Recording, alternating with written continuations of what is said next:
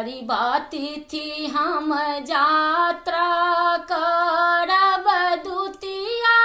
गमन करायब तीर्तिया के पथ ही गमायब चौठ में काजर लगायब सदा शिव नैहर अब हम जायब पांचमी चांदन आंग लगाल खष्टी बेल तर जायब नवपत्री का संग सप्तमी के भातृक घर हम जायब सदा शिव नैहर अब हम जायब शिव हो नैहर अब हम जायब सदा शिव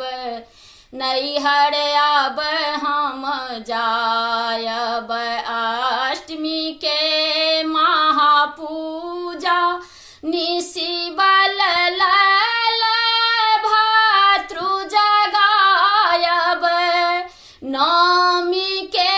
त्रिशूलक पूजा दशमी कलश उठायब सदा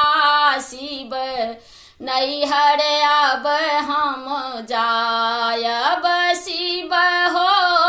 नैहर अब हम जायब सदा शिव नैहर अब हम जायब भनहि विद्यापति कहल जननी शिव फेर अपन गृह आयब शिव हो फेर अपन गृह आयब सदा शिव फेर अपन गृह आयब शिव हो नैहर अब